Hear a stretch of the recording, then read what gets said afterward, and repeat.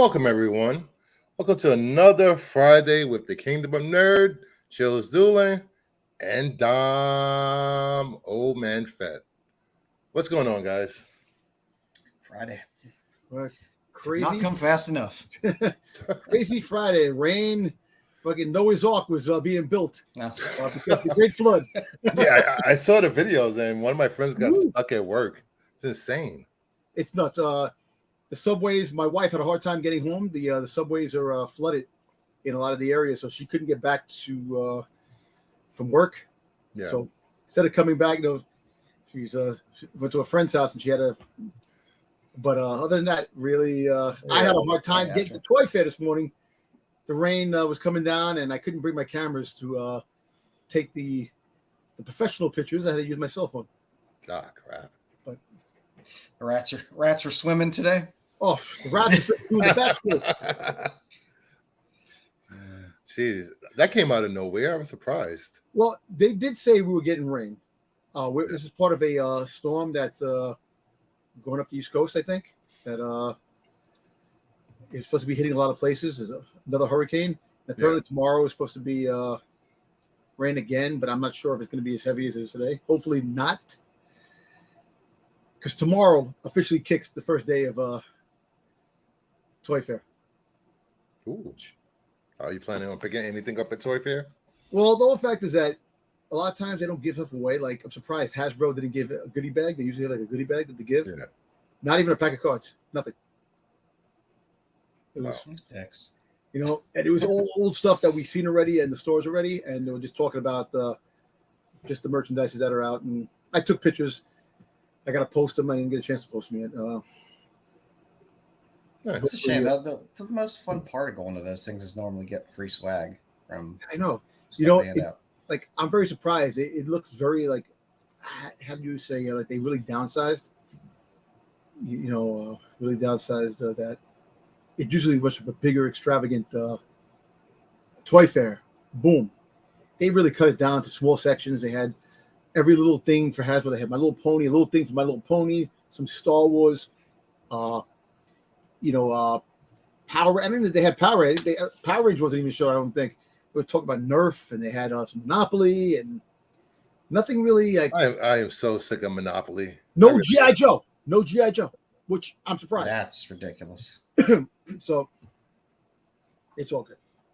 Now, they always seem to have their head up their ass in terms of what's actually going on in media and print compared to what they're putting out. Yeah, the Toy Fair up here near me in Syracuse is horrible. They have these overpriced toys that aren't worth the packaging they're in. I don't get it. Well, usually at the end of the Toy Fair, one of the companies like Diamond Select, Gentle Giant, they sell their stuff off because they don't bring it back, and you get some stuff for cheap.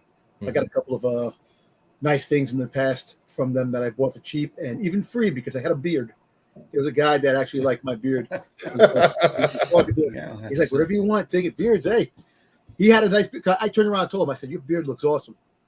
And he was like, thank you. And then I showed him a picture of my beard. He's like, that was sexy. Why did you take it off? I'm like, it's all about the beard and the bald head, Dom. Yeah, exactly. My HR department at work said, Dom, you look nice, but you look like a thug. I'm like, I take that offense to that. I look like a thug. there's a weird brotherhood of you're walking in a store, you see another guy with a beard. When I had my beard all the way down, but you see another guy, you kind of do the little head nod. Same with the bald head. You're walking around sometimes. You see the other guy. So you're not supposed to go up to somebody with a beard and go like this? No. Oh. Hey, you know what? Hey, unless it's to get the egg or the. No, my wife will see somebody with a beard. She goes, that beard is extravagant. And she my beard. Because when I had the beard a few years ago, and I tried growing back in the pandemic, couldn't grow it back. She would grab the beard and just like stroke it and fall asleep. And that would be her like pass out and I'll sit there and it's comfortable, but I can since that time, since 2008, 17, 18, I can't grow that beard back that I had. I'm 4 weeks in to growing mine back. Nice. So, hopefully I'll be able to let it just keep growing throughout the winter, and you'll just see it slowly get longer and longer every week. This is my length right here. I can't do it. After two or 3 weeks, I'm just like, shave it off. You ever have a goatee? Just have a goatee? You ever shave off your beard and the goatee part? I was just rocking the old handlebar mustache. You for go the see a longest lot of time. people deal with that. Like my friend at work, he has a really thick beard, and you can see that his mustache overflows the rest of his. I said, get the handlebars. That shit's sick. I mean, you walk around, people like really dig that. Well, when we had to wear all the masks and all that shit, it was a pain in the ass because my beard was like down to here. Holy crap! And I was like, what the fuck? It's dumb to put a mask over because half of it just air's coming in anyway, and it was just a pain in the ass. It felt uncomfortable. Should have did a shower cap. So I just did the handlebar, but normally in the winter I let it always says food sticks to my beard.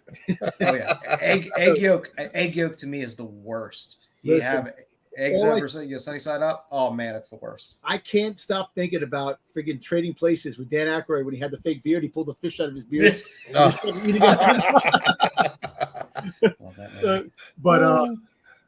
Jedi had that long beard and he trimmed it and he got it cut. And I said, now it looks good. I like the way his beard looks now because it's not too long and it's nice.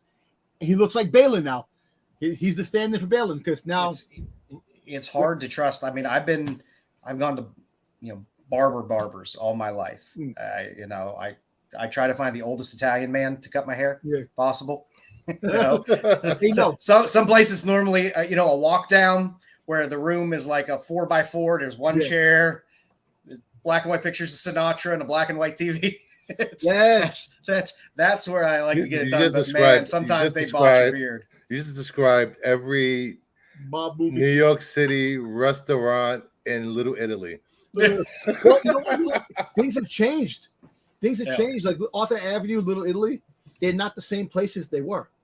You have a lot. It's not just the Italian folk that like the old school. It's a lot of new wave people and stuff. That you have Italian people, but you have a lot of new wave people in there too as well. So you don't have kind of the broken up. Like I grew up in Pittsburgh. It's extremely ethnically diverse. Yeah. But back when I was growing up, it was very segmented. There was a German section of town. There was an Italian section of town. There was a Polish section of town. There was a Slovak, and they all had their own churches, markets, everything else. And it was it was what it was. You knew if you went to the Italian section, you'd know where to go to the best bakery, the best whatever. In Brooklyn, you got the Jewish section, you got the Russian section, and it's like a whole, if you go in some places in Brooklyn. Yeah. So, hey, you guys got any pickups tonight? Anything, Joe? Oh yeah, I got this bad boy, which I was very happy to get. Nice. Ooh, nice. It's 5.0. This is my first slabbed magazine size thing. I never realized how big is that thing? I never thought about it, and then I got it, and I was like, "Shit, magazine slabs are freaking huge." I have a Star Wars Insider Boba Fett cover. Yeah, not graded. It's big, but it's cool because now you can keep the magazine covers looking. What year was that? That was 68. It was Gil Kane art on that cover. And then I got in 24. Hey, Vince. It's I guess the first cover of Red Sonja. 23 is actually first appearance. One could call this first full appear. I'm not getting into the back and forth of that bullshit. That's Red Sonja. Yep. This is the last Barry Windsor Smith in that Conan run.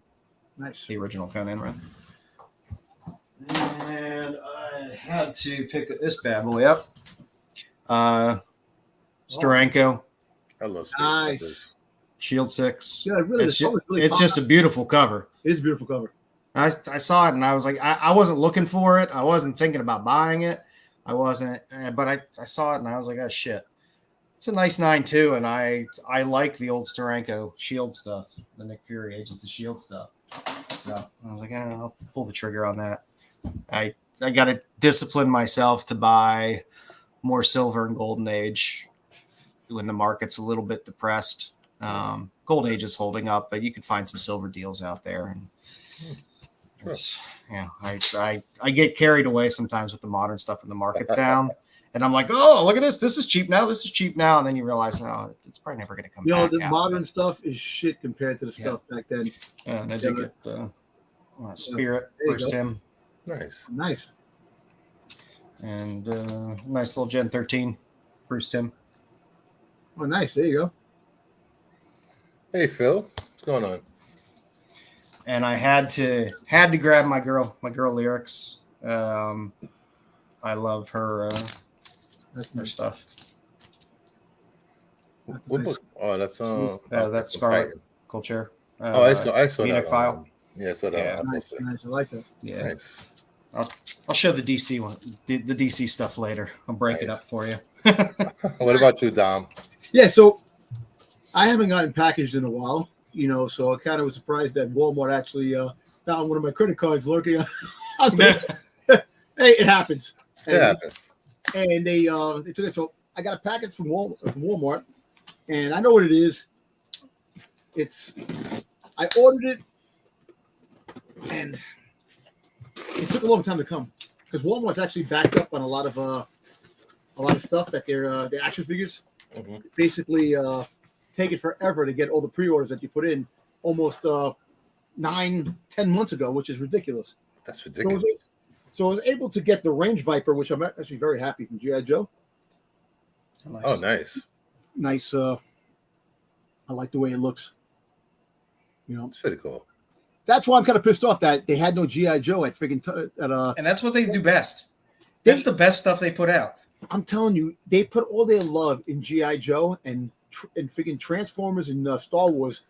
Actually, Star Wars gets slapped a lot because did you see the Shin figure? Looks nothing it broke like my heart. It broke my goddamn heart. It looked nothing like her. The Balin figure, yes, it looked a little bit, but I'm surprised that they didn't do the face recognition to really get her face looking. But yeah, so I'm very happy with this. Ashford was it? Anyone else grabbed Ollie's Trapper wolf helmet? It looks like Mars Attacks. Yeah, really. Really, see the brain. The hair on the Shin figure, atrocious. It is. It's bad. It's everything about it. The expression and no is soft bad. Goods. The soft goods, no hoods, and everything's plastic. It sucks. I've been going through some stuff. DC has better figures. Just saying. Hey, I talked about McFarlane has good. Their sculpts are always good. They toss out a few characters that probably shouldn't at times, but the sculpts on most of their characters are really good, and they're reasonable for the 6-inch figures for reasonable prices, $60-$70. Yeah, they made the Batwing for a 6-inch figure. Why can't? I don't understand Hasbro, as big of a company as it is, it shits the bed as often as they do with their figures. They're destroying. They're really destroying the toy market because they hold the monopoly on all the figures, which really suck. Yeah. Because there'd be other companies that actually could do things. I wouldn't mind giving Star Wars to freaking McFarlane. Maybe McFarlane would do a better job. They would. Yeah. They definitely would. All right, let me show you guys what I got. Oh, you got anything else? Yeah, I'm sorry. I got a couple more. I'm sorry. I'm sorry. No, I was going through some books, and that Transformers is making its way back next week with their 19,000 covers and stuff like that. So it's heating up. It's coming. So I got a couple of issues of Shattered Glass, where actually I'm a Soundwave fan, so nice. You got the good version of Soundwave, Shattered Glass with the chrome lettering on top.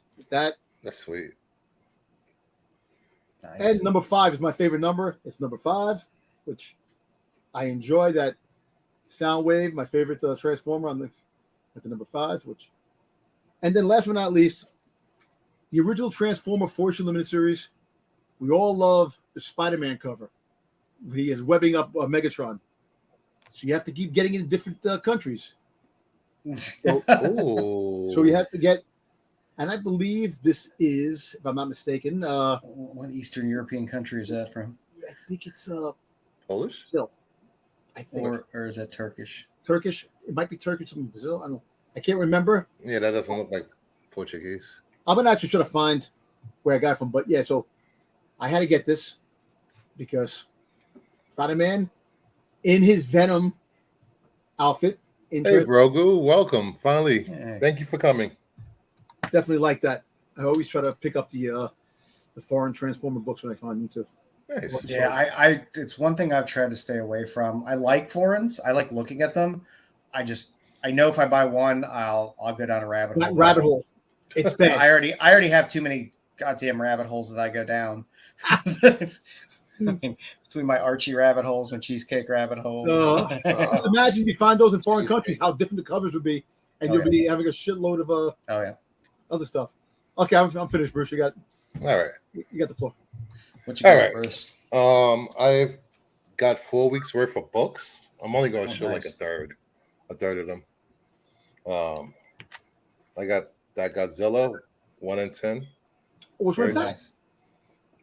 Is that the one with the pirate ship? I have no idea. I forgot. It's been so long. Oh, that's actually an awesome cover. I like that cover. Like, damn. Is that the IDW Godzilla series? Yeah. Let there be something. I forgot the name of the story. Actually, let me look. When Godzilla's bending in the water and he has the ship on his back and he's coming up. I like resealable bags. Takes place in the 1800s. I know. That's all I buy anymore. Oh no, this is Godzilla. Here there be dragons, and this here there be dragons. That's the issue 3. That's awesome. That cover. I like that. I'll tell you my biggest problem. Every time I run out of the wrong either bag or board at the wrong time, I'll end up having Golden Age bags and modern boards left, or I'll have Golden Age boards and modern bags left, and I'm just like, this is completely useless. Titans number 3, the Jim Bartel cover. Oh, cool. The Harriet Tubman, the black and white color splash. Oh, nice. Was it Kerry Randolph or who did that cover? I forget. Yep. Did that wasn't that delayed? It was delayed. Remember last time we said it was delayed? Yeah, it was delayed. Yeah. Yeah, that was the best cover out of him. Nightwing 106, just the A cover. Yeah, Nightwing covers are fun. Yeah. He's got some good covers, Nightwing. I think this is Superman 5. That's sharp. Not sharp. Who did that? Who did that cover? I have no idea. It's a. Oh, you don't have to take out a bag. I was hoping there was a minimal trade dress because it's nice that DC actually puts the artists on the UPC. And number 6, and it's a acetate. Oh, nice. Oh, nice. Oh, that's the cover. Oh, wow. Oh, cool. Oh, that's cool. Yeah. Oh, that's nice. That's fun. Okay. I didn't realize that. Oh, that's cool. Yeah, it's pretty cool. Hey, Stepford Wolf. And I got this extreme, Death of the Venomverse number 4, the design variant. That character really took off. Yeah, people love that character. They do. Yeah, I got to pick up that Jeff the Land Shark one this week on Death of Venomverse. The Venomized Jeff. Yeah. Even back at the Land Shark is freaking Jehovah's Witness. Candygram. Catwoman 57. This is a Nakayama cover. That's nice. They just Catwoman and Poison Ivy just have such nice lineups of 3 artists that they rotate through. They always have a good set. Girl number 3. Oh my God! You know what she looks like? She looks like what's the alien creature in Gamera? The vampire bird creature that Gamera fights. The way the head looks, it looks Logos. Yes. Was it the geek? No, it's something. It sounds like a Star Wars character, but it's not a Star Wars character. Yeah, that hot girl I think might be my favorite Lobos. Daredevil 1 foil. Oh, nice. There's a Virgin cover to that too, I think. It's fun. I'll do mine next, and we can see the overlap in what we have. Mine's like 3 weeks worth of pickups. The Hulk second printing Virgin 1 in 25. Nice. Oh, by the way, my boys at the Midtown Comics can't put my books aside for me anymore. Why not?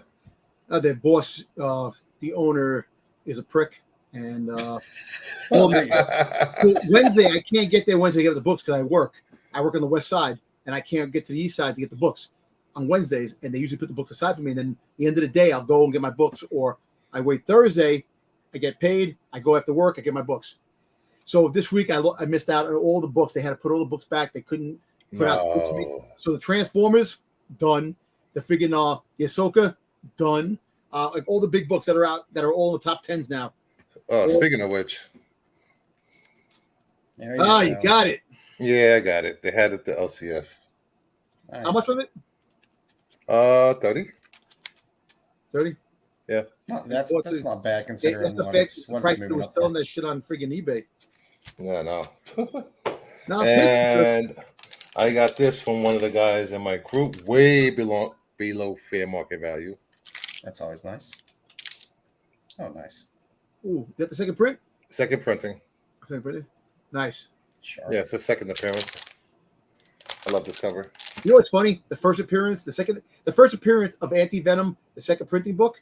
Mm-hmm. When I seen them, I'm like, I got the series already.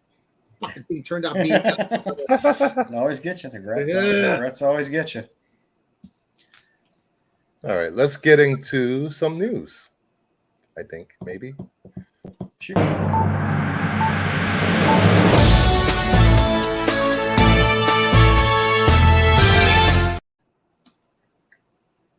All right, first up we have Star Trek legend Sir Patrick Stewart has revealed that Picard almost had a very different ending and confirmed that he wants to make a follow-up movie. Damn, nice. Did you guys see Picard season 3? I still have to watch season 3. I'll like Picard more when he goes back to hating children the way he did in Next Generation. Yep. That's the Picard I love. The cold, sterile. I don't really get along with people. He used to bitch slap Wesley all the time. Yeah, Wesley was annoying though. Yeah, he was annoying. He was. I'm all for it. I would love to see a follow-up movie. I mean, I heard they did exceptionally well with the third season of Picard. The first 2 seasons were dog shit and a half. But I heard they pulled everything back with the third season and rectified and righted the ship. So. And I didn't get a chance to add it, but Jonathan Frakes said on in an interview that he was all for directing Star Trek the next generation. He's directed a ton of stuff. He's done a lot of sci-fi stuff. He has the chops for that genre. Yeah, he's a good director. And he's funny as hell. Have you ever heard him on his podcast? Oh, he had that. There's all the YouTube clips of what the one show he did. What was the true or false thing, and it's all cut together where he it's absolutely Biggie, correct, true. They're great clips. Yeah, my brother enjoyed the series. Like I said, I never had a chance to watch all the Star Trek stuff. I watched some of the things, but I really didn't get a chance to watch the 3 seasons of Picard because not that I wasn't interested. I have freaking no time to watch the shows I'm watching. Yeah, the Discovery soured me. Like I said, I hate Kurtzman. Yeah, I despise the big pew pew emotional. I don't know. I like the world that the Next Generation built and the way the Federation acted and functioned, and they kind of shit all over that. They have to evolve Discovery. Star Trek to get a new generation of fans. These kids aren't going to sit around and wait for story development. They need pew pew action right now. Fucking Adderall generation. They have no attention span. Just saying. And I enjoyed Discovery.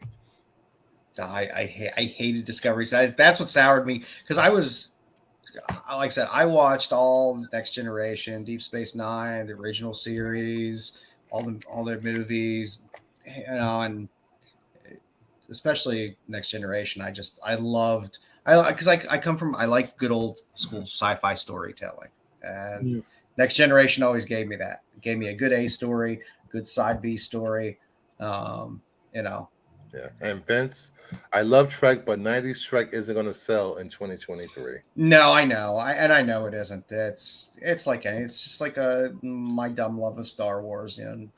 Nothing is going to live up to what it was when I was little. You didn't even like when they brought Spock in and Captain Pike into the show, or did you stop watching after season 2?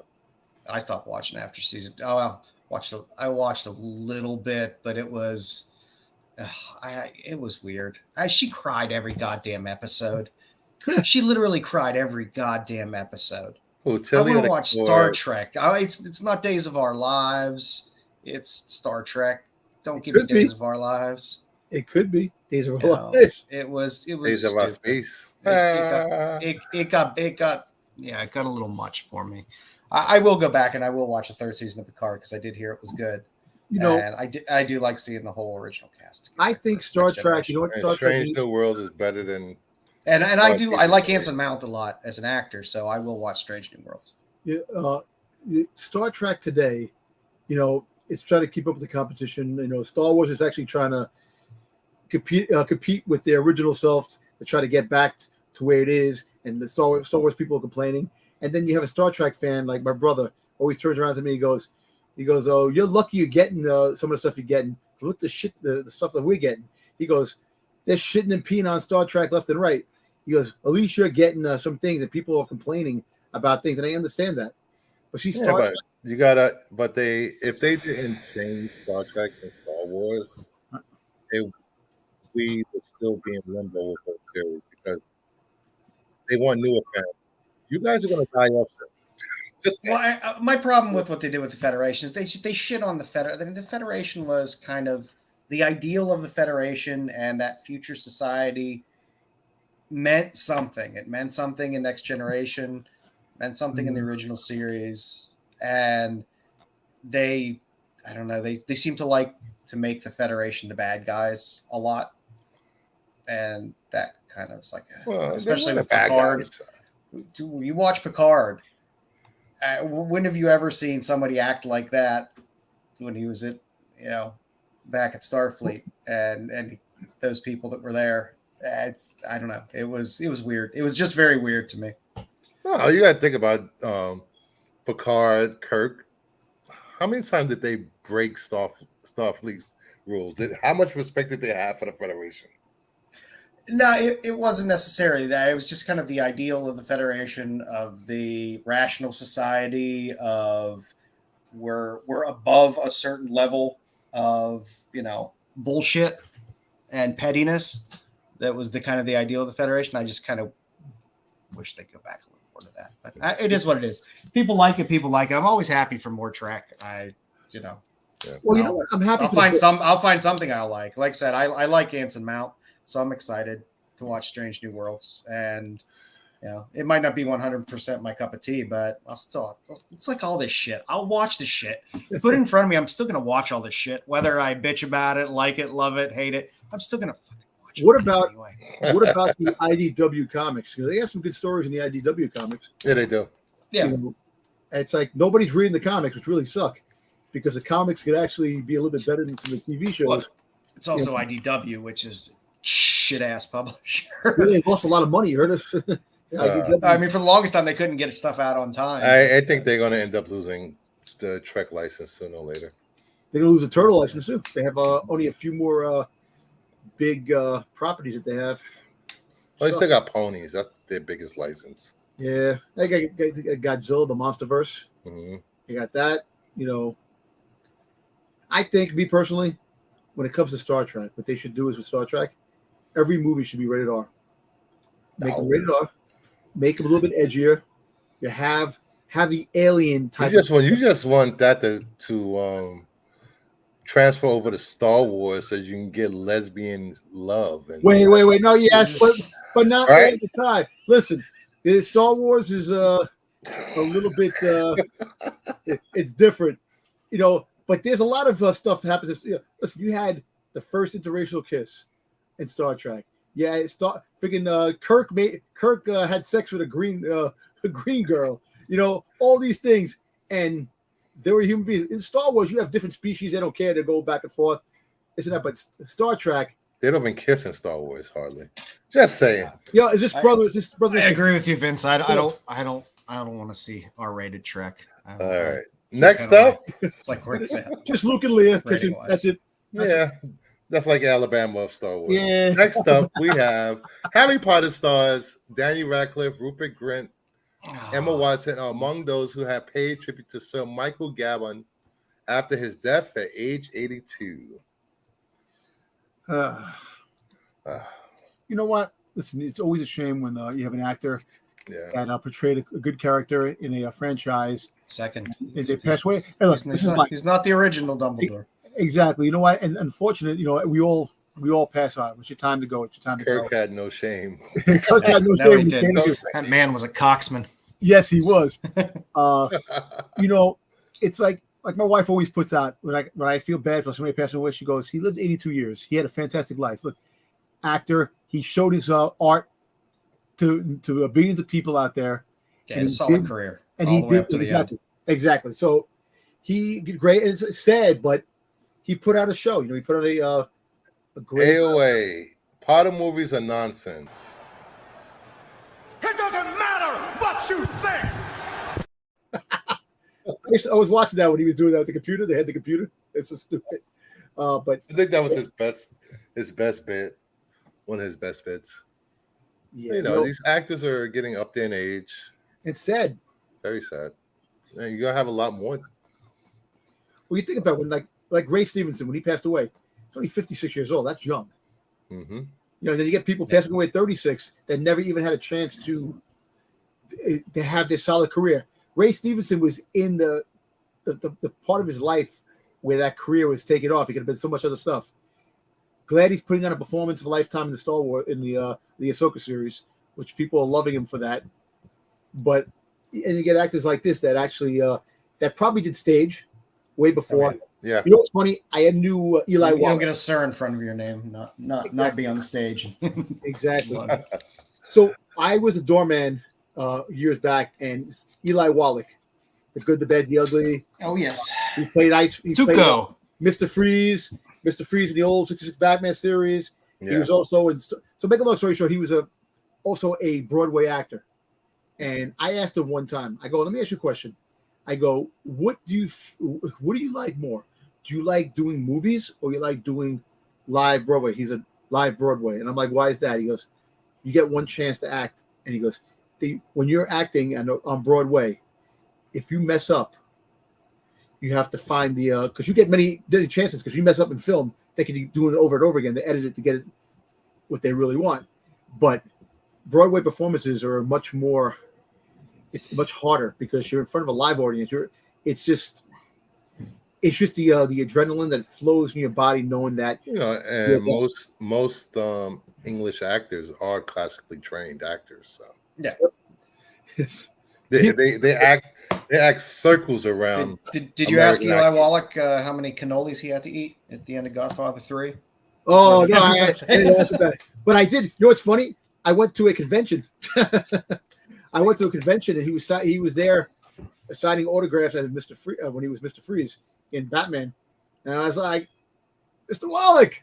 He goes, oh shit, Dominic. I was like, I came in there and I said, it's good to see you. He actually I got a picture. I got a picture of him as in The Good, the Bad, the Ugly. Oh, Tuco. Tuco was his best role. Tuco, yep. I love a good bad, ugly. Next up, Marvel will begin to meet with writers to hear pitches for the X-Men movie. I would start finally get off the ground. Days of Future Past. Start off in the future and work your way to the past and build the team up from the past. So I have no clue what they're going to do. Who knows what the hell they're going to do? I mean, they got so much shit to work with, so many different characters to work with. They're just going to mash a bunch of shit together. I want to see characters like in other projects. Like you have a Spider-Man film, you have Beast show up in Spider-Man. I want to see that. I want to see like the characters all split up, not just performing. I want to see them in other films of other superhero films, and then eventually making their way. Then we'll all be getting Social Security by the time we see the X-Men, since they're so hell yeah. far behind and actually putting out other movies and. Yep. People are complaining now that there's too many shows to keep up with. You think if they started putting X-Men here, there, you don't think that confused people?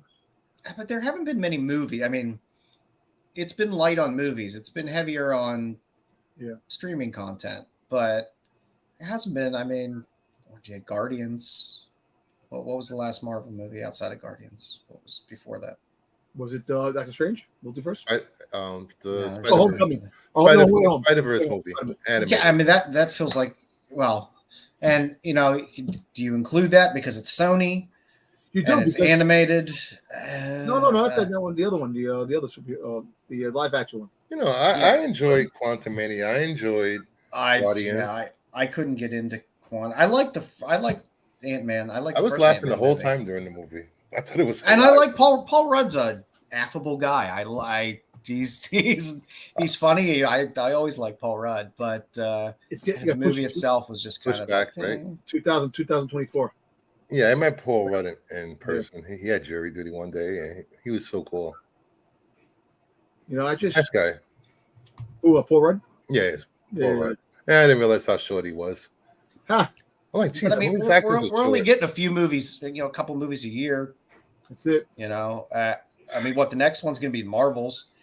Who knows how shitty that's going to be, since all they seem to want to put out in the trailer is 90% retread footage from old stuff that was done. Well, look, they try to go back to the old X-Men anyway. They got the comic, the old X-Men are going to travel back into the past because the old X-Men to kill a present threat in comic books. So I can see them doing the nobody likes the original lineup.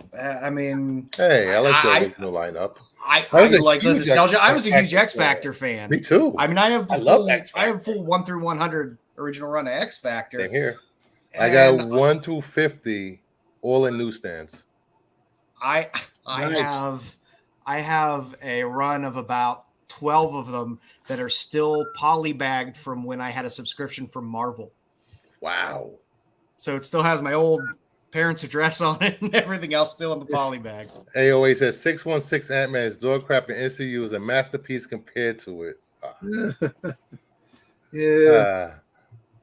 But hopefully we'll see a movie in the next 10 years. Next up, The Marvels has a runtime of 1 hour and 45 minutes, the shortest MCU movie ever. And I believe the budget was announced it was $130 million. Good. I don't say that because I dislike the characters. I say that because nobody wants to sit through a goddamn 3-hour superhero movie. Not anymore. Endgame ended it. Endgame was the unless it's Batman, damn it. If you can't tell a story in 1 hour and 45 minutes, then maybe you need to go back on the picket line. I don't know. I met Brie Larson when she was when she first did the first one. She was staying in the hotel. She did an interview in the hotel. She's beautiful in person, and she was sweet. And I was like, can't wait to check you out in the thing, and I really would like to check you out, but unfortunately I can't. I am not a Brie Larson fan. I like the girl that plays Monica Rambeau. I like the girl that plays Kamala Khan. Well, I tell you this, I like Brie. Yeah, the girl that plays Monica Rambeau. Oh my God, she got booty for days, man. But like I say, I don't know what they're trying to do with this movie. I don't know. Like I said, it's all the same. I don't care how much I bitch about it. I'm still gonna go see all the same. I'm still gonna see all the shit. I'm still gonna consume everything they fucking put in front of me. Like I'll watch it. If I don't watch it in the movies, I'll see it on. Yeah, I mean, I'm still gonna watch it because I like the world building, because they are world building with all these movies. They're putting out all the seeds for everything else for future stuff. Well, this is supposed to tie into Secret Invasion, right? Yeah, which was so awful, dismal. Yeah.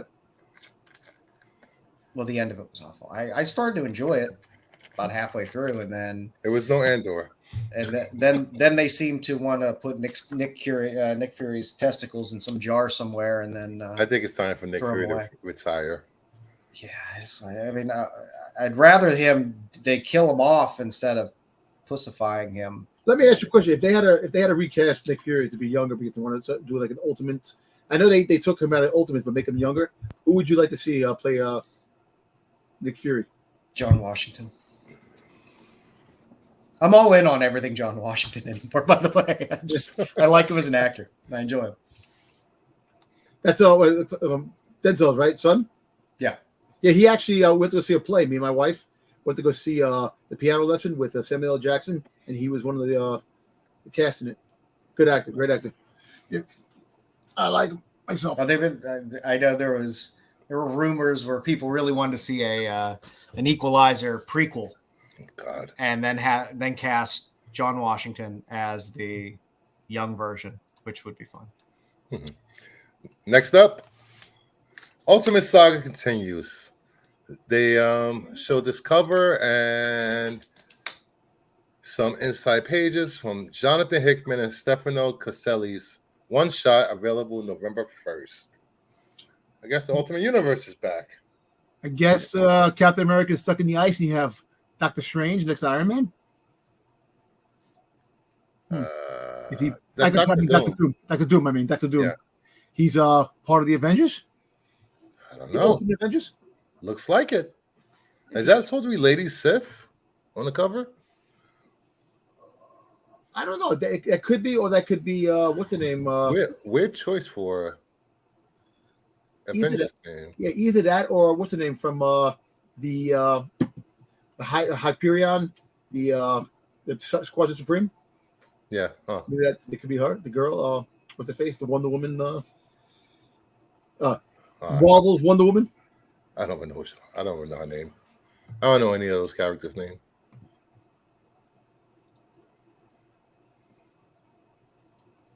You guys, how you been, That's guys? a fun fact, by the way, Vince. I like that fun fact. That's a good one. John David Washington played for the St. Louis Rams as an understated free agent. Autographed Topps cards exist circa 2006. Would love to add that to my collection. Nice. Are you guys going to read this Ultimate Universe new stuff? No, I don't. There's very little Marvel I'm reading. I enjoyed the original. Mm-hmm. I don't think they could ever get the undrafted the feel of the original Ultimate Universe that I actually really enjoyed. I was really invested in Spider-Man. I really invested in the universe itself. The new stuff, I don't know. It just, they killed it. Now they're bringing it back. I don't. It wasn't. See, I do like Ultimate Captain America. I like when he kicked Bruce Banner in the face when Bruce Banner friggin' turned back to Bruce Banner. And after the Hulk did it, he kicked him right in the mouth with his metal boots. I like that, the edgier Captain America, but maybe I'm just old fashioned. I just want them to go back to maybe doing some good storylines with their main titles. That'd be nice. If they're gonna do this, don't have 9 million covers. Just have an A B cover and that's it. Because there's fucking 20,000 covers. You're talking to the wrong company. Really? Yeah, I know. Yeah, I really loved Ultimate X-Men. I was so pissed when they stopped it. They stopped that whole Ultimates line. X-Men were actually really cool. It was cool. I also liked when the Wolverine teamed up with Ultimate Spider-Man when they teamed up and they were in school. They their minds switched to each other. Oh yeah. Yeah. And I like Logan's son. What was his name?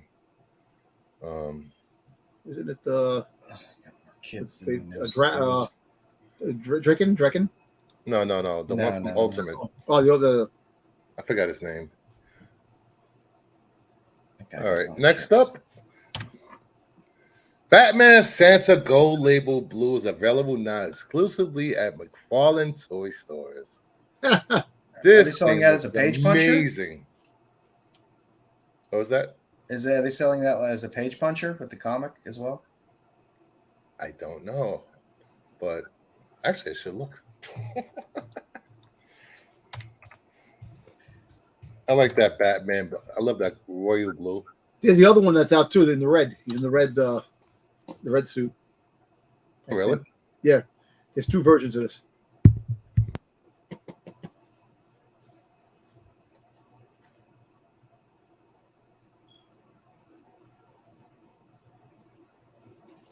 It's pretty cool, man. Cool orange flavor.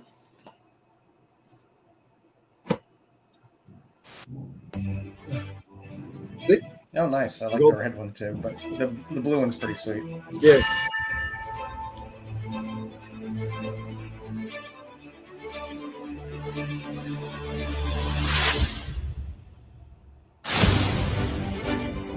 Yeah, it looks like it's just cardboard card. The blue and silver really still pop. Nice. I like it. Yeah. Yeah, the blue and silver really pop. If you think about it.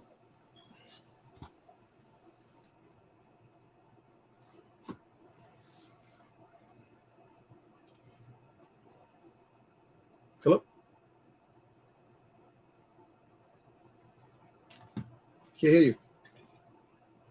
Hello? Nope, you're muted, Brooke. You're muted. You're muted. Oops, sorry about that. Yeah. I'm like, am I going deaf? I'm like, what's going on? Oops. So what off? He muted his mic, and then I'm like, what's going on? I can't hear anything.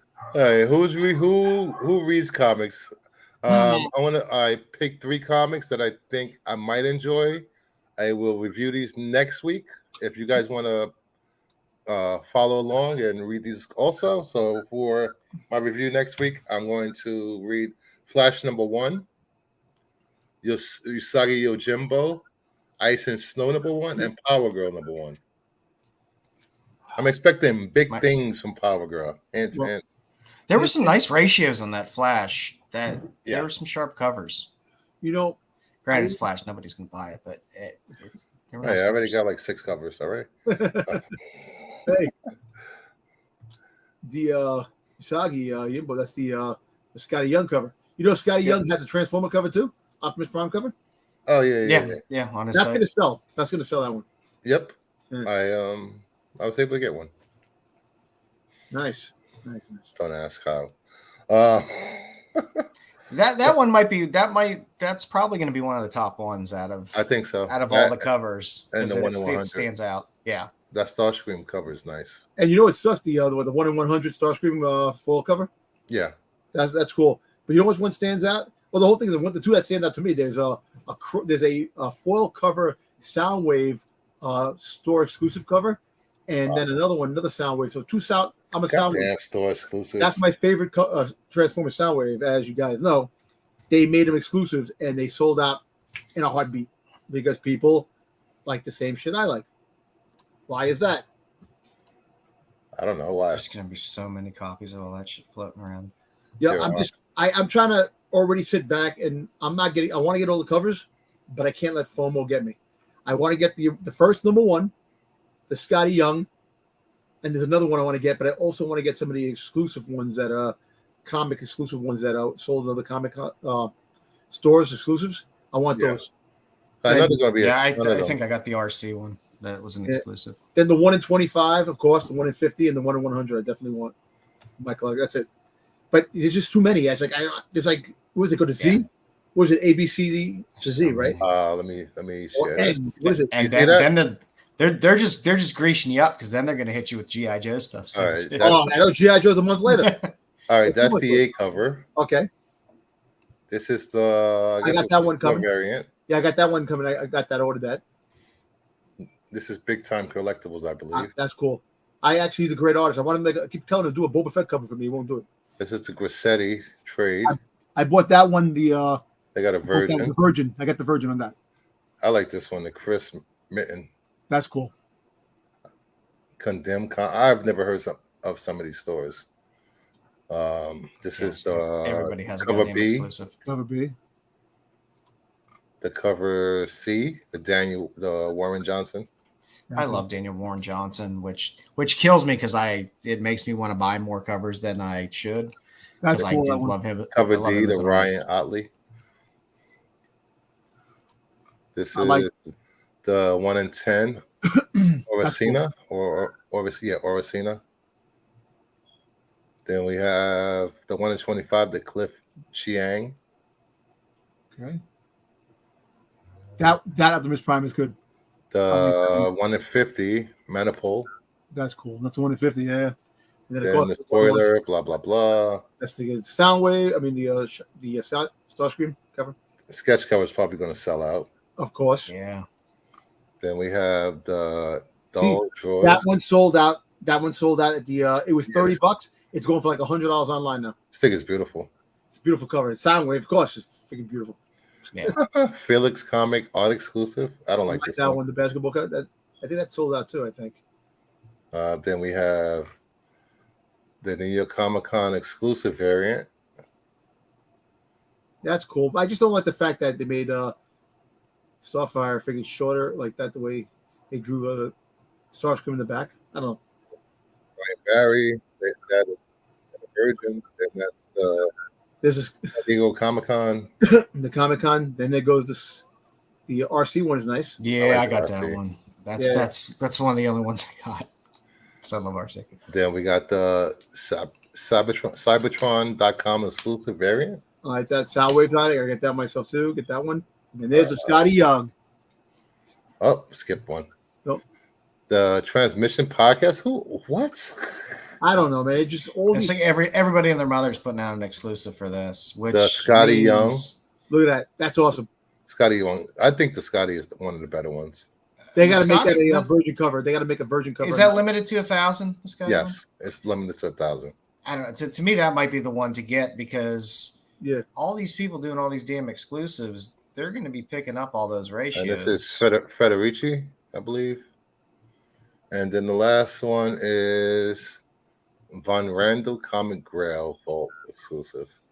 Yeah, but see, of what we know so far, that's how many copies now? How many issues? I counted 26, including San Diego Comic Con. 26. Okay. 26 covers. It's ridiculous. Yeah, that's crazy. All right, next up, we have Rare Video Games. So, if you find these laying around in your kid's room or your nephew's room, grab them. Underneath your couch or something. We have the Binding of Isaac Rebirth, released in November 4th, 2014 for the PS Vita. Complete in case, sealed, $6,405.50. Damn. Copies are so rare, there was a debate as to physical copies were real. That's funny. That's insane. To the So garage the chance sale. of finding that in the wild is probably going to be pretty slim. Pretty slim. Yeah. But still go to your flea markets and your Salvation Army stores and stuff like that. Yeah. Who knows? You never know. never know. Next up, we have 1001 Spikes, released in June 3rd of 2014. Fair market value, complete in case, sealed, $900. Yeah, man. These games, like some of these games I never heard of, and they're freaking they all came out in 2014. Yeah, I know. Probably was like the last year of the Vita. Wow. I'll get it for the girl cover. Jeez. Released November 8th of 2001. Fair market value, complete in case, seal goes for $1,750. Wow. There were illegal copies of this game sold online before it was initially released. Interesting. That's crazy. I own the Vita, damn it. 2 of them. Hybrid Dimension Neptunia Rebirth #1 limited edition, released in June of 2021. I have to check that fact with my fact keeper. Just that. Is that the correct year? 2021 for a Vita game? The Rebirth was around that time. That's when they redone the games based on the third game. Okay, it was released. Okay, just making sure. All right, at fair market value, complete in case, $576. Jeez. And that's not an old game. That's like 2 years old. Yeah. Jeez. Interesting. You could buy a PlayStation for that much money. AW Phoenix Festa, released in July 26th of 2016. Fair market, complete in case, $450. Yeah, those anime games. Yeah, A lot. people love anime. Oh, yeah. All right, what's popular with Pops? The segment Dom craves and loves. It's your turn. It's your time to shine, Dom. There it is. Here comes the plastic crack at its best.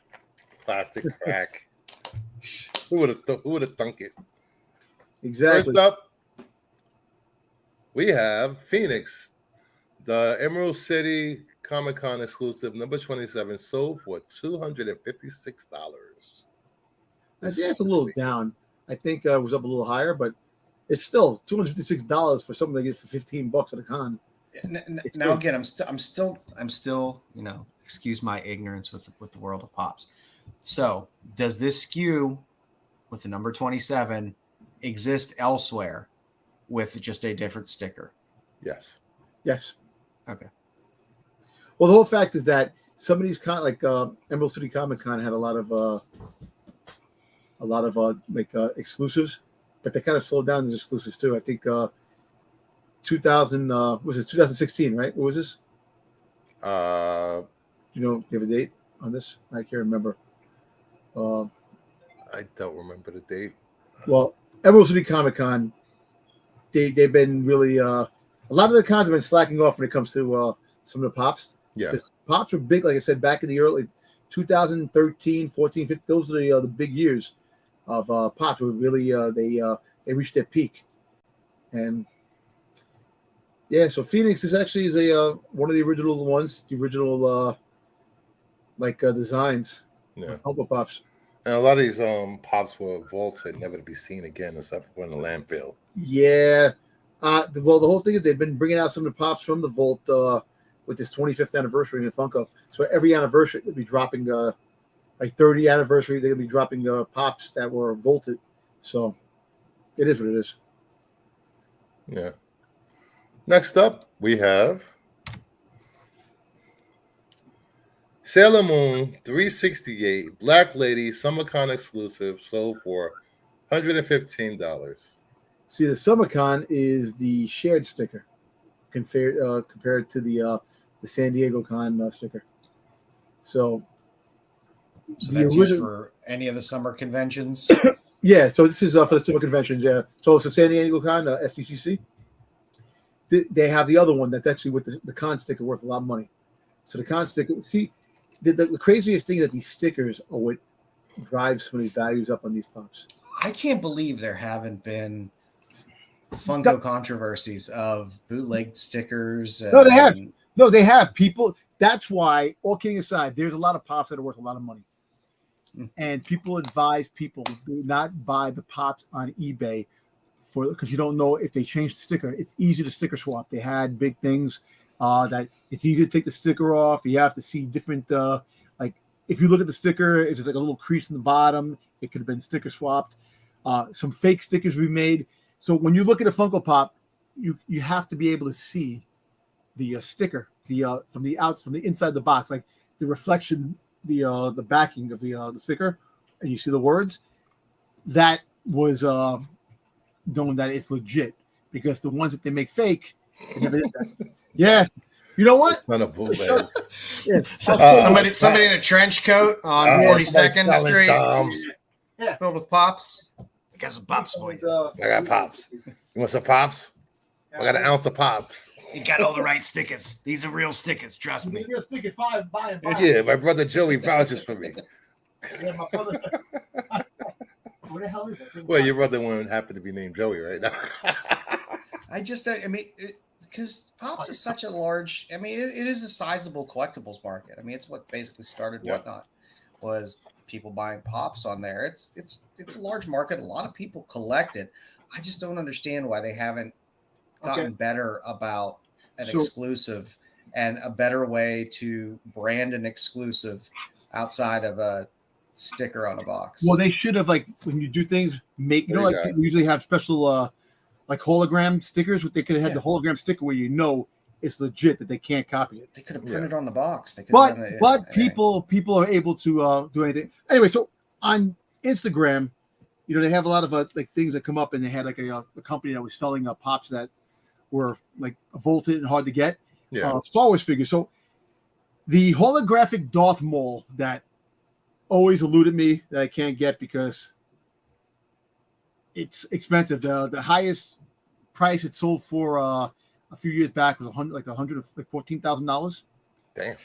So it's limited to 480 pieces, and it was hard to get. So the website that came up, they had bootleg ones that they had, and I'm not ashamed to say that because I want it for my collection. So I was able to get a replica of the hologram Darth Maul, which looks exactly the same as the one. What's the difference? The difference is that this is a bootleg. This is not real. How can you tell?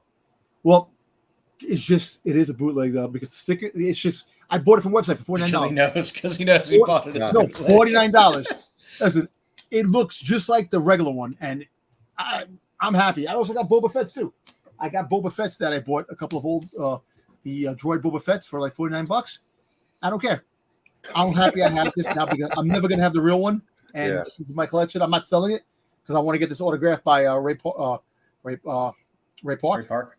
Yeah, I want to. When I find them at a convention, I want to get this autographed and have it in my collection. And you know what? I'm not.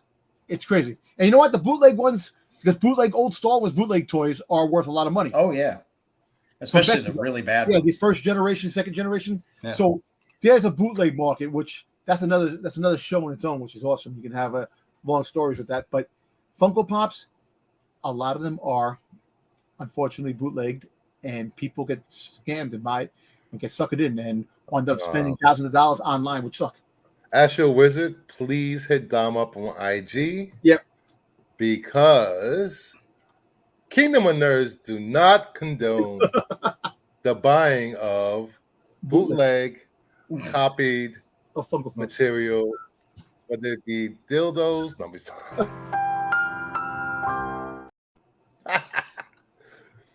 No, or rubber duckies. Rubber duckies. Yeah.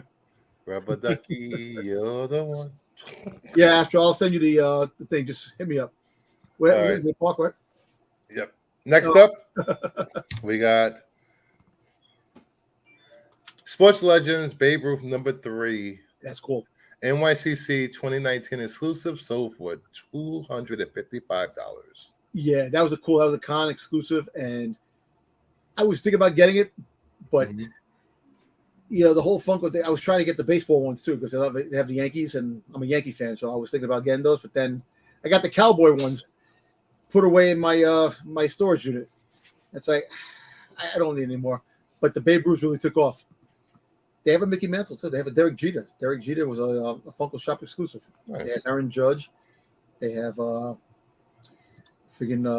ones too, which I love. The Legends. The Legends are really cool pieces. Yeah. Because remember, bobbleheads originated in sports with all the sports. Oh yeah. So They used to have bobblehead day at Yankee Stadium. Yeah. First Pete cuts his hair, and now Brucifer is head of HR. What's next? Next up, we have Ghost Rider, Marvel Ghost Rider #18, sold for $130. Wow, I think that's down, and I think maybe Jedi bought that because Jedi's a huge Ghost Rider fan. Yeah. So I could see him buying that. Jedi buys Pops? Yeah, he has Pops. What? Wow.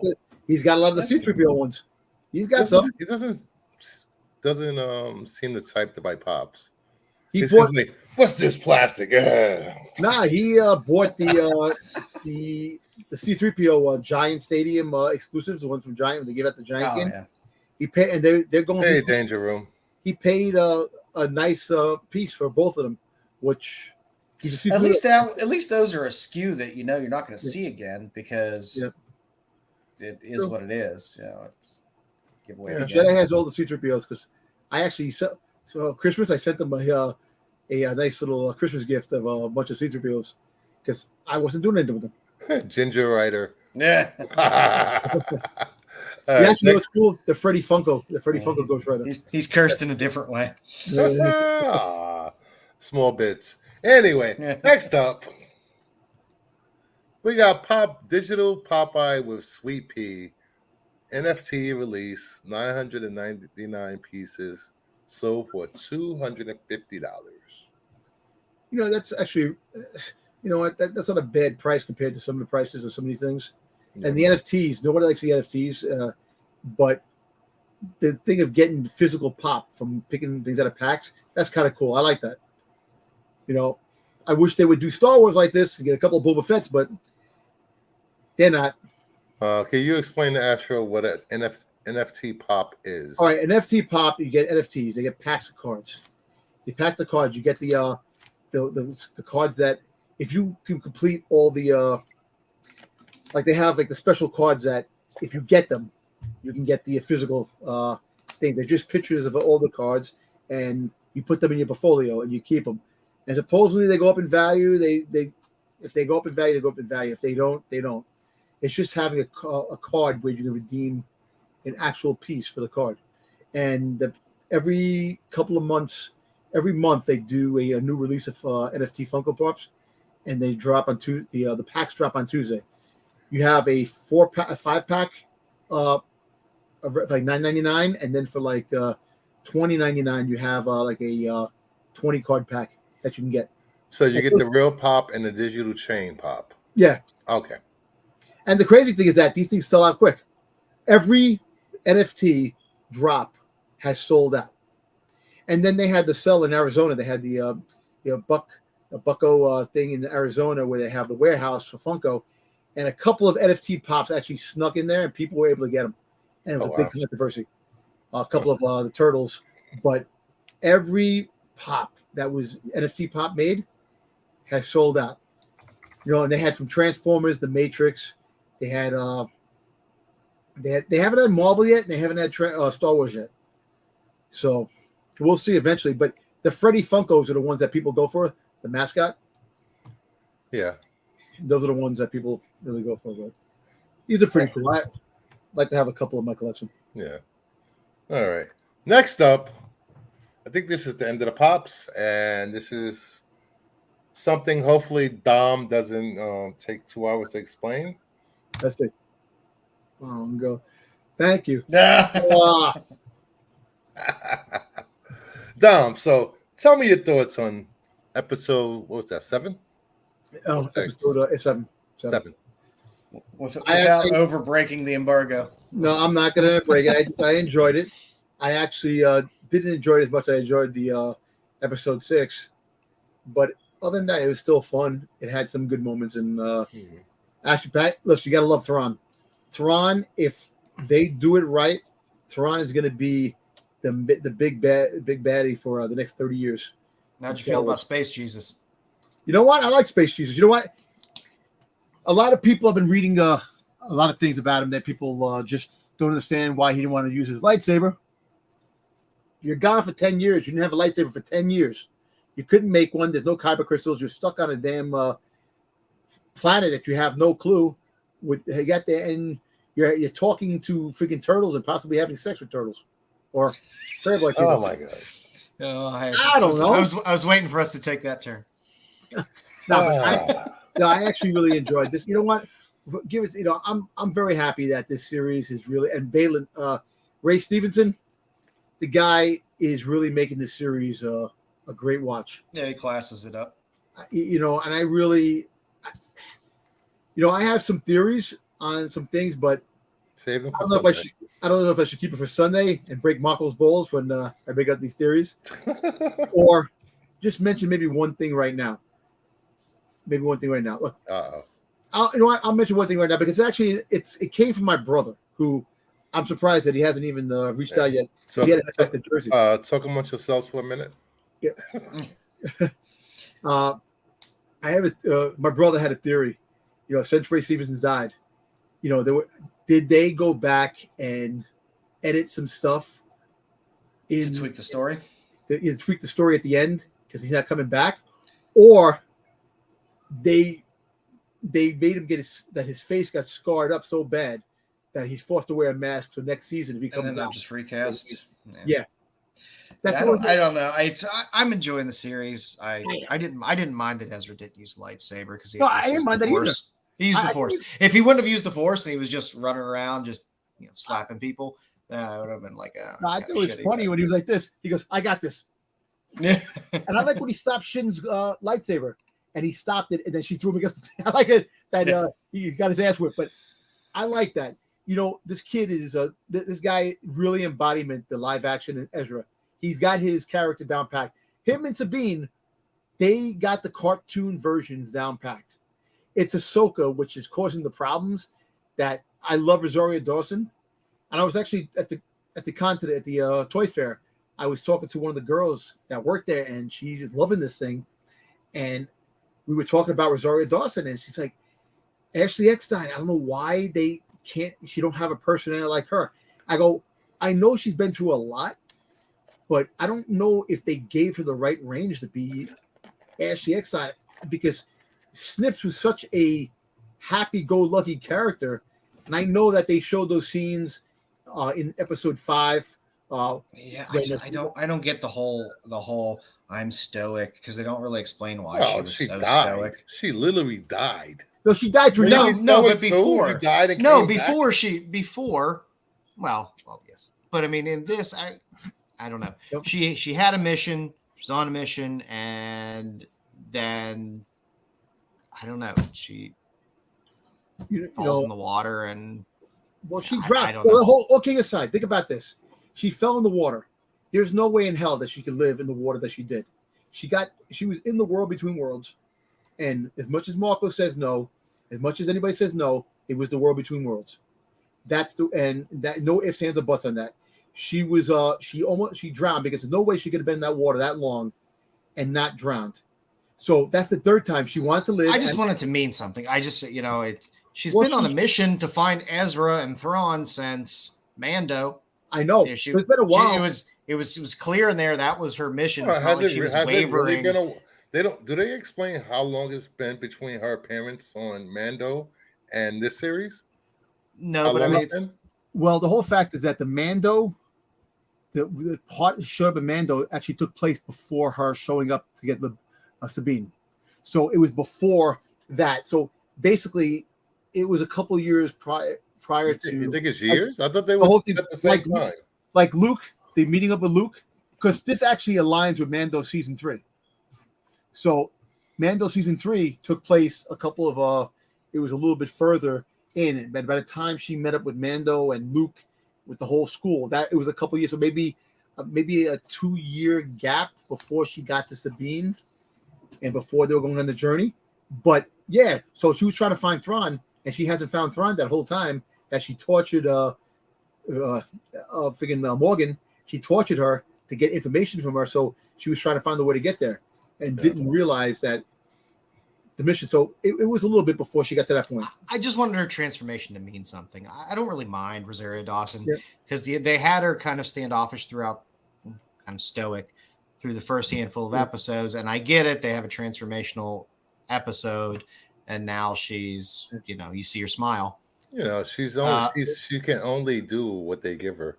Well, I just don't, story-wise, I don't mind Rosario. I don't understand story-wise what was the point of her transformation. I think that the reason why she's been the way she's been is that she never had the closure with Anakin. She never had that closure. She holds regret deep with herself that she felt like Anakin, could have been more and not turned to the dark side if she was there and didn't leave the Jedi Order. So I understand that. So she holds that really her heart in her sleeve. And I respect Rosario Dawson for doing what she's doing, because she's doing a great job. Yeah, they could have explained that in literally like a minute and a half of dialogue. AOA says, what over 35-year-old Jedi isn't stoic? Yeah, true. Look. And I was fine. I mean, if she was stoic, that was fine. But they gave her a transformation for some reason, apparently, and was purposely making her stoic to then make her not stoic and smile and be a little looser. So I just wish they would have given us a minute or so of dialogue to look at Yoda. Explain that a little better. It's true with Yoda. Think about how Yoda was. Yoda was a little bit more. He was a badass, but he had a little bit more personality into himself. But then as time went on, he got older and he was more grumpier because he got older. But 900 years old.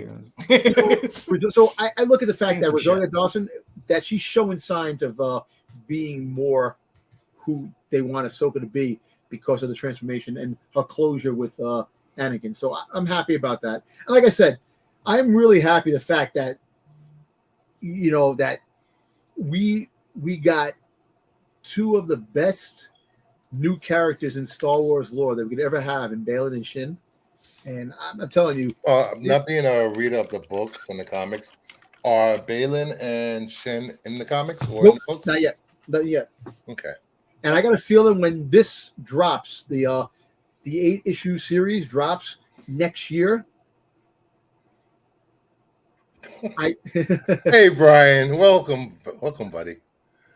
I'm enjoying the show. I'm not nitpicking it. I'm enjoying the would show. have liked to have seen a little dialogue to help explain something a little more. But Ahsoka got some friends back, and she became a little happier. Yes. And with that note, I'm hoping that when they drop this series in comic book form, I'm going to be out to get them all because Balin's first appearance and Shin's first appearance in comics is going to be the. You're a sucker for them just reprinting story word for I'm word. buying that because that is the first appearance. Look, let's put it this way: they're not going to do a Balin story, which I hope they do down the road. Well, they can't. Series or a book, but they're not going to do anything until that series comes out. The stories. Yep. For a full in-depth review of Ahsoka, please tune in to Renovision Sunday night, Tales of the Dark Side with Dom, Pete, Marco, Jedi, and Wayseeker. Yes. Next up, we have Going Once, Going Twice, Soul, Silver Age Comics, CGC, what it is selling for. Fantastic Four 52, CGC 4.5, first appearance of Black Panther, sold for $523 after 40 bids. That's low. That is low. That is low. That is low. That's criminally low. Yep.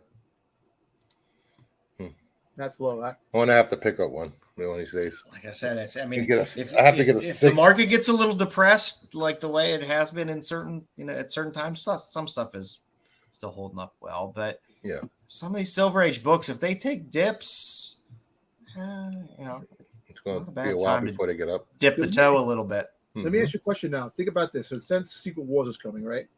And they're talking about it's going to be a small reboot. Secret Wars to be out in 2035. I know. Go ahead. It's going to be a small reboot. They're going to reboot it. Do you think they reboot a new Black Panther? Or they're going to go with Tolson? Who knows? Because Tolson's first appearance is falling like a rock. Yep. Yeah, I think Tolson's. Yeah, I don't know. I wish they just recast. I think people hype that character up and blame Marvel for their overhyping it. I mean, but nobody has a problem with recasting. You can't make somebody so sacred that you can't recast them in a stupid cape shit movie. You recast him. It's fine. Everybody loved him as the character. Everyone wishes he was still around to be that character. But nobody's going to hold their feet to the fire if they recast him and pick somebody good for the character. Right, next up, Tales of Suspense 52, CGC 4.5, first appearance of Black Widow, sold for $455 after 33 bids. Low. Cheap. Very low. That is very low, too. Wow. I mean, granted, in silver, I like 6.0 or better. Yeah. You always seem with silver, you're going to get a bit more of a premium if you're a little over 6.0. But on the lower end, I don't know. I like lower end graded books if they present well, because it's the start of like, oh, at least I have it now. Maybe I could trade up if the market picks up. Well, I think the thing with this is no one really cared about Black Widow before the Avengers, and people are going back to not caring about her anymore. No, and everyone loves Yelena now, so it's like now you got the White Widow comic coming out. Yeah. So. Next up. I still want those books in my collection if I get a chance to get them for cheap, We got a classic thick coat cover, Amazing Spider-Man 33, a CGC 9.0 sold for $1,000. Buy it now. That's actually cheap too. Yeah, it is. ASM all day long. ASM always sells. It always sells. If there's anything in Marvel Silver Age that's gonna always hold value, ASM 1 through 50 at least. 1 through 100 occasion. Yep. Next up, we have X-Men number 32, the third appearance of the Juggernaut in a CGC 5.0, sold for $139. Buy it now. Damn, I like that's freaking. I mean, I have a lot of old Juggernaut books, but oh man, that's his third one. I got sitting back here. Listen, I would love to have 5x. Joe likes it low. Hey, Sticks. Oh, hell yeah. 5x5s. All my whole collection have the entire run of X-Men, 5.5s. That's all as I'd be. Yeah. Except the new ones, you get higher. This is my preferred cover for Juggernaut. Yeah, it's 33. Nice. Nice. Yeah, that's It's a great cover. it is great. That's nice cover. I love that cover. That's cool. All right, next up, Amazing Spider-Man 41, CGC 5.5, first appearance of Rhino, sold for $525 after 42 bids. Ugh. What are they bidding like freaking goddamn $10 each? Jeez. Dude, this is insane. I did not see these auctions anywhere. Imagine you would have picked these. Yeah, I books didn't up, either. right? Yeah. Wow. You would have definitely picked these books up if you had a chance. Yeah, definitely. Wow. All right, next up, we have the Heart of the Cards, a new segment where we look at trading cards of all from Yu-Gi-Oh! To sports cards. I think this week I chose to do Yu-Gi-Oh! Cards, but next week and moving forward, it'll be a mixture, Magic, sports, Yeah, Disney speaking about cards, Magic, I went to the toy fair, and Hasbro, they have Magic the Gathering cards. So apparently Jurassic Park is part of the Magic the Gathering cards. Really? Yeah. Interesting. So they have the dinosaurs from Jurassic Park and the characters. So if you see these cards in your attic from when your kids left the college and they never took them, or when they moved out, have them graded because some of these cards are really expensive. We have a PSA 10 2019 Dark Magician Girl 20th Secret Promo Yu-Gi-Oh! Japanese card. This card is the uncensored version because the American version covered up her breast. And it's sold for $900. Her breast didn't even show. She's got a little cleavage. Yeah, and they covered that up. Boo. That boo. Next up, we have a CGC 9 Dark Magician of Chaos, first edition Hollow Yu-Gi-Oh! Sold for $900. Damn. I used to have all these cards. I shouldn't have threw them out.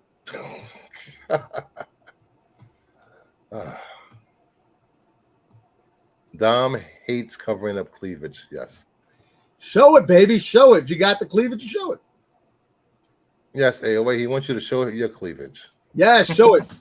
Got the assets, show them off. Exactly. Yeah. You can pull a mark on open your shirt.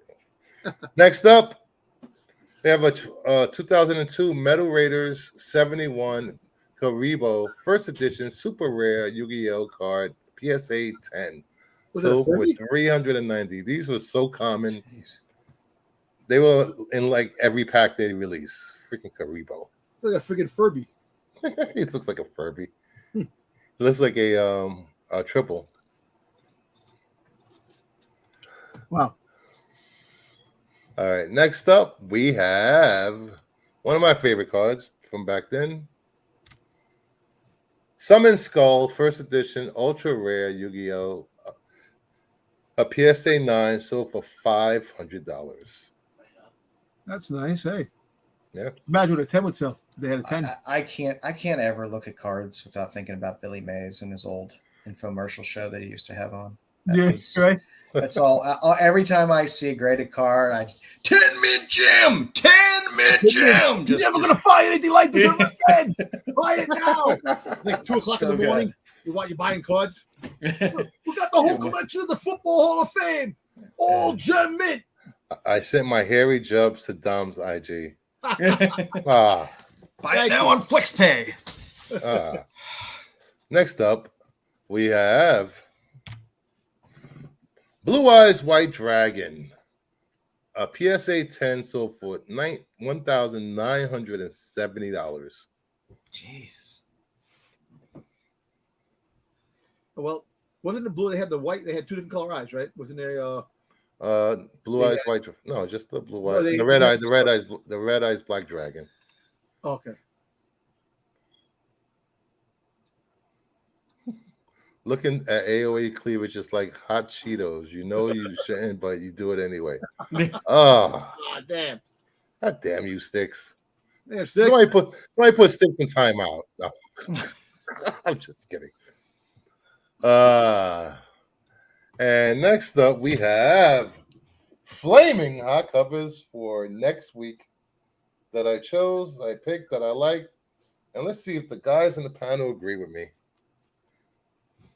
You got good taste. I'm sure they'll be good. So first up at number 10. Wait, there's nothing there.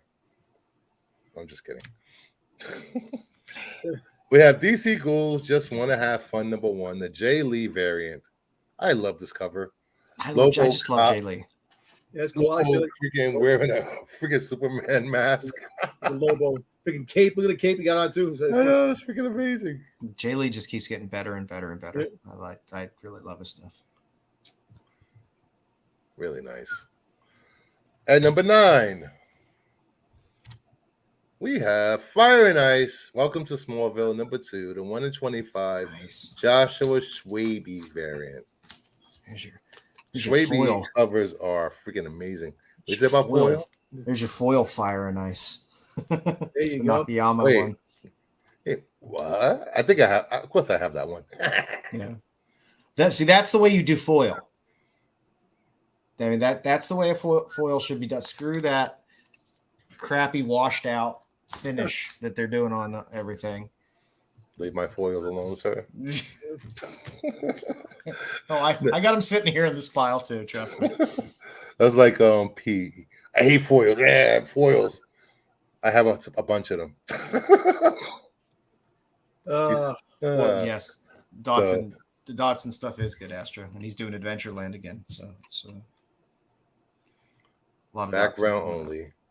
Dotson looking good. Next up, yeah, that's the sway. At number 8, Masters of the Universe, Forge of Destiny, number 2, Hardman variant. I thought this cover was so Everyone cool. loves Skeletor. It's cool. I just wish they would make a nice Hordak cover, please. Please. Give me more sexy Evelyn. I know, but I want a Hordak cover with sexy Evelyn in the background. Or some girl with cleavage show in the background. Oh, is that Manny Faces in the back there? Yeah. Oh no, it's Triclops. Triclops and Griplock. What was his name? Gripjaw? Trapjaw. At number 7, we have Ghost Lord number 5, the 1 in 50 Albuquerque variant. That's pretty cool. I love this cover. I like it. I like the way they do the apparitions in the back because the apparitions look like real apparitions, you know. I like anything with church covers. Oh, you do? Oh, yeah, nice. I like church covers. So this is probably one of my favorite books for next week. I've been collecting Ghost Lord. I gotta catch up and read them. So many books I gotta catch up to. I know.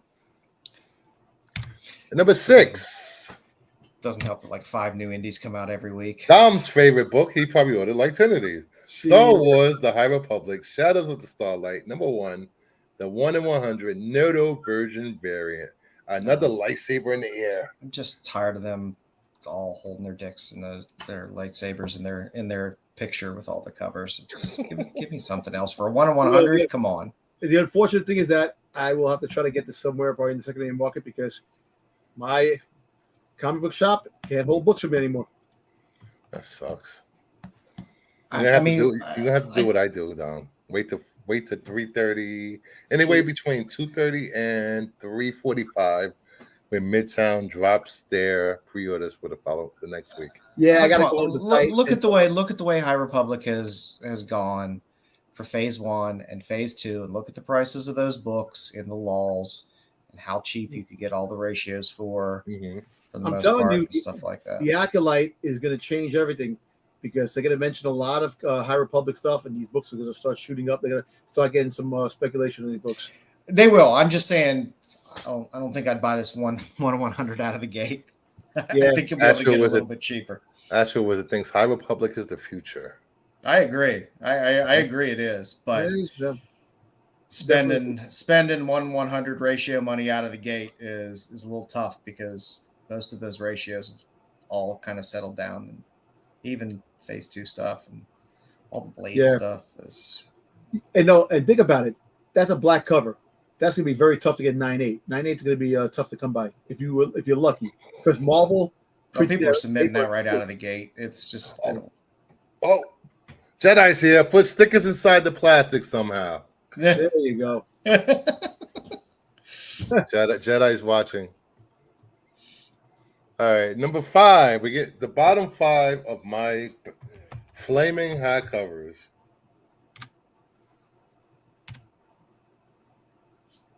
The Joker, the Man Who Stopped Laughing, number 11, the 1 in 25 Ryan Brown variant. I like that cover. I love this Ryan cover. Brown's been killing it. Yep, Amazing. I like it. It's creepy. It's a Joker cover. Mm-hmm. It has all the thing. I like that, and I would buy that because I just like the way the cover looks. I like the. I want a Batman puppet now. Yeah, right. Yeah. Little Batman ventriloquist puppet. Yeah, that's cool. Sorry, I'm behind catching up. I believe that High Republic is our future. Read it well and let it lead the way. Oh, God. Hey, Whitney Houston. Jesus, right? Showed all the beauty they possess inside. Give them a sense. Stop. Number 4. Immortal X-Men number 16, the 1 in 25 Arthur Adams variant. Howdy girl cover. That the astonishing X-Men Adams ratio that he did has her. She's had a bit of a reduction in this this cover. The first 40 minutes was about your beard, Jedi. Facts.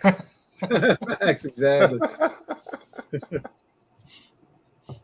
But I'll still probably, I'm not buying this out of the gate, but if I find it later on down the line for $12 or whatever, I'll probably pick it up and throw it in a box, just because I buy most of the Art Adams stuff.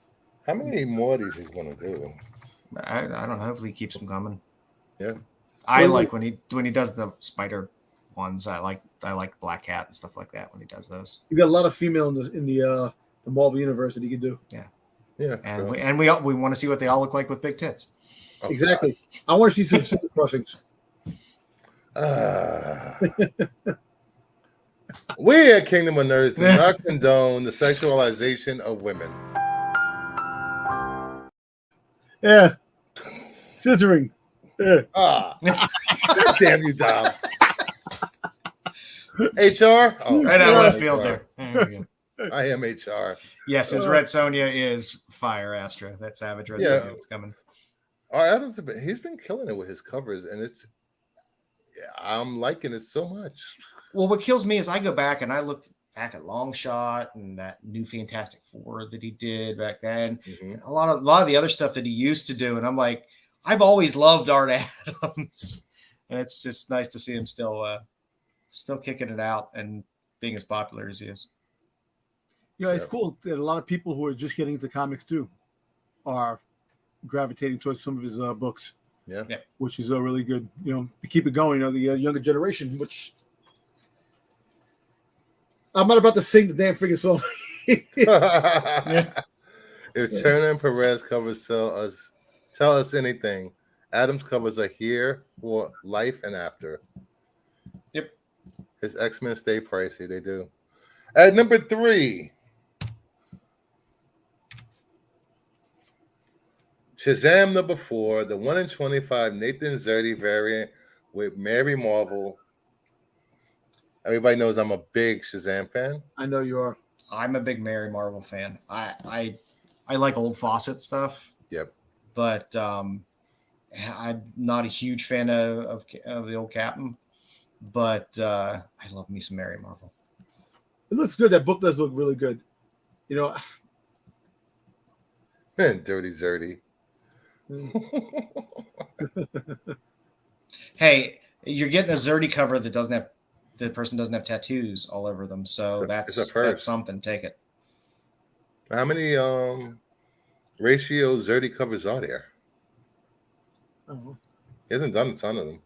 He does a ton of exclusives, but I am not putting that comment up, AOA. Oh, why? It gets hot down there. Come on, Dave. Mary Marvel catching that clam breeze. Yeah, smiling. There you go. Gotta air that thing out. At least I got some older AHSOKA Zerdy stuff. Oh, nice. All right, number 2. Poison Ivy, number 15, the 1 in 25 Zeb McKinnon variant. I love this beautiful. cover. It's a beautiful cover. But then again, there's at least one out of every 3 covers for Poison Ivy when they release is going to be beautiful. Yeah, because they've just had amazing artists on it. And there's, I think, an Otto Schmidt coming up for 16 as well, and he'll be big after that Bubblegum cover. What kind of show am I running here? I don't know. It's Friday. I had a few drinks. Who knows? Friday night. Who knows what can happen? Money in my pocket. That is a beautiful Ivy. It is. And the number 1 cover of next week for me is dun, dun, dun, dun. Birds of Prey, number 2. I agree. The 1 in 50 Otto Schmidt variant. Bubblegum. It's a bubblegum cover, which we're going to hear a lot. And it's a soda cover.